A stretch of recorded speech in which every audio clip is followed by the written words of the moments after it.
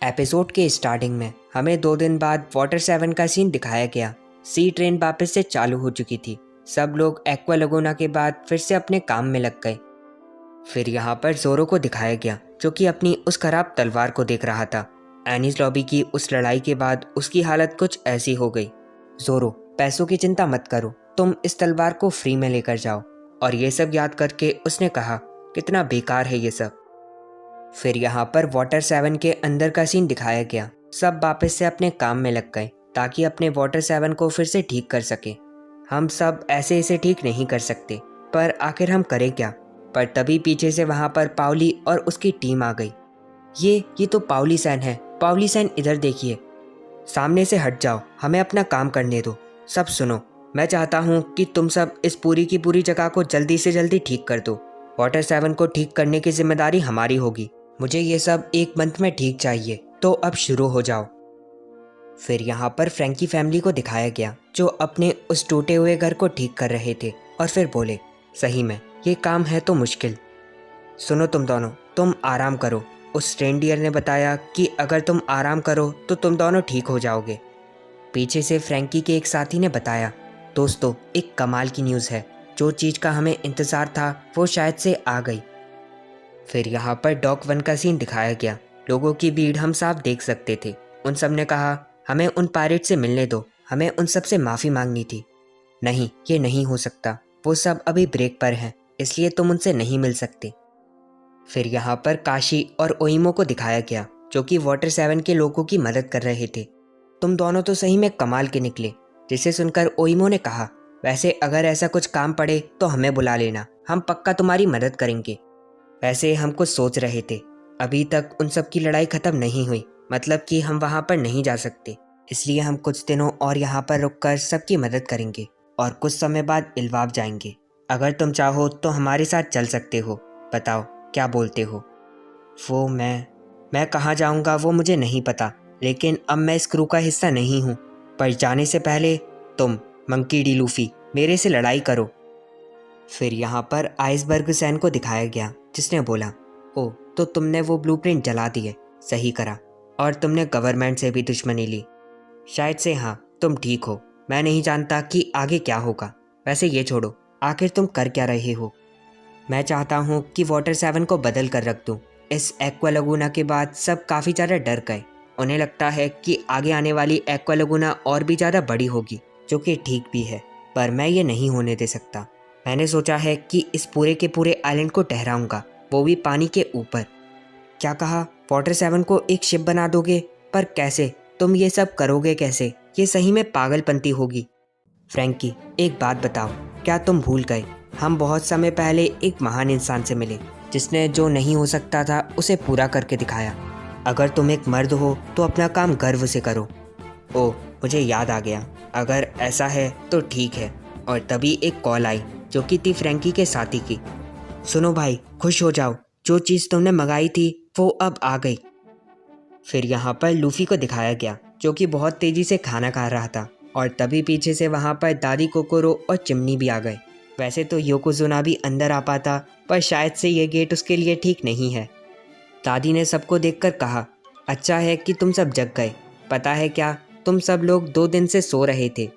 वैसे आप ठीक हो, पर अभी भी कोई है जो कि अभी तक नहीं जगा।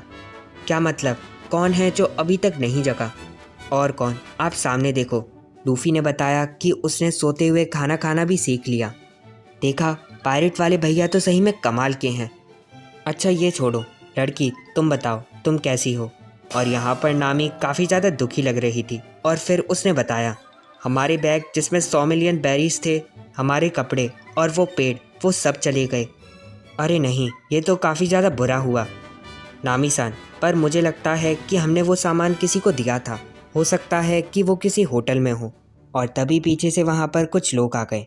क्या ये सामान तुम्हारा है? असल में हमने ये सब रख लिया था ताकि जब तुम आओ तब हम तुम्हें पकड़ सकें, इसलिए हमें माफ़ कर देना। जिसे सुनकर नामी काफ़ी ज़्यादा खुश हो गई और उसने कहा, कोई नहीं, तुम सबका शुक्रिया, मैं काफ़ी ज़्यादा खुश हूँ। और तभी पीछे से वहाँ पर चॉपर और रॉबिन भी आ गए। ओह रॉबिन चैन, ये तो भारी लगता है, लाओ इसे मुझे दे दो। शांजी, मैंने इस बार रॉबिन का अच्छे से ध्यान रखा, मैंने देखा कि वो कहीं पर ना चले जाए। पर इसकी ज़रूरत नहीं है। अब मैं कहीं भी नहीं जाने वाली। अगर ऐसा है तो मेरे से वादा करो। हाँ ठीक है, मैं वादा करती हूँ। और तभी पीछे से वहाँ पर फ्रैंकी आ गया। और बताओ दोस्तों, तुम सब कैसे हो? ये आखिर बात क्या है? तुम अचानक से यहाँ पर क्यों आ गए? जिसे सुनकर फ्रैंकी ने बताया, तुम्हें मेरी कहानी सुननी ही पड़ेगी। एक ऐसा आइलैंड जहाँ पर लड़ाई होती रहती, कैनन से भी हमले होते, पर वहाँ के एक पेड़ को उससे कुछ भी फर्क नहीं पड़ता। बोल सकते हो दुनिया का सबसे मजबूत पेड़, एक ट्रेजर ट्री। मुझे ये शुरू से चाहिए था, लेकिन इसकी प्राइस है 200 मिलियन बेरीज। क्या? ये मत बोलना कि तुमने हमारे पैसों से उस पेड़ को खरीद लिया। मैंने सोचा कि अब मैं कोई शिप नहीं बनाने वाला, पर एक दिन उस इंसान से मिलने के बाद मैं चाहता था कि बिल्कुल उसी की तरह बन जाऊं, जो कि मेरे लिए बस एक सपने जैसा ही था। इसलिए मैंने ब्लूप्रिंट बनाना शुरू कर दिए। मेरा शुरू से सपना था कि उस ट्रेजर ट्री से एक बहुत ही कमाल की शिप बनाने का, एक ऐसी शिप जो ग्रैंड लाइन के अंत तक जा सके। इसलिए मैं एक शिप बनाऊंगा, पर जब वो तैयार हो जाए तो क्या तुम सब मेरी बनाई हुई शिप पर सफ़र करोगे? क्या तुम चाहते हो कि हमें एक शिप दो? जिसे सुनकर फ्रैंकी ने बताया, हाँ सही बोला। मुझे गर्व होगा अगर तुम जैसे लोग मेरी शिप पर सफ़र करोगे। बिल्कुल जैसे टॉम सेन ने रॉजर के लिए शिप बनाई, मैं बिल्कुल वैसे ही बनाऊंगा। ओरो जैक्सन के जैसे ही ये शिप भी ग्रैंड लाइन के अंत तक जाएगी। इसलिए मैं तुम सबसे वादा करता हूँ, एक कमाल की शिप बनाऊंगा, एक कमाल की ऐसी शिप जो ग्रैंड लाइन के अंत तक जा सके। फ्रैंकी, सच में तुम भी बिल्कुल उसी के जैसे निकले। और स्ट्रॉ हेड पायरेट उसकी ये बात सुनकर काफ़ी ज़्यादा खुश हो गए और उन सब ने बोला, तुम सही में कमाल के हो। लूफी अगर ये सब सुनेगा तो काफ़ी ज़्यादा खुश हो जाएगा। फिर यहाँ पर जोरो को दिखाया गया, जो कि भागते हुए बाकी सब की तरफ जा रहा था। उसने कहा, ये सब काफ़ी ज़्यादा बुरा है। मैं नहीं जानता था कि वो इतनी जल्दी आ जाएंगे। मुझे जाकर ये सबको बताना होगा। वैसे आखिर ये जगह है कौन सी? चलो इधर चलें। और फिर जोरो कुछ देर बाद वापस से वहीं पर आ गया। लगता है कि ये सही रास्ता होगा। क्या? मैं तो फिर से वहीं पर आ गया। आखिर ये सब है क्या? इस बेकार के समय में आखिर ये सब क्यों? फिर यहाँ पर एक नेवी की शिप को दिखाया गया, जो कि थी वाइस एडमिरल ग्राप की। लोग ग्राप को देखकर काफ़ी ज़्यादा चौंक गए।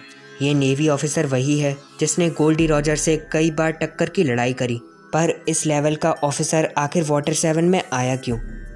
यहाँ पर वाइस एडमिरल ग्राप अपने सारे के सारे साथियों के साथ डॉक 1 में सीधा चला गया। वो तेज़ी से स्ट्रॉ हेड पायरेट की तरफ जाने लगा।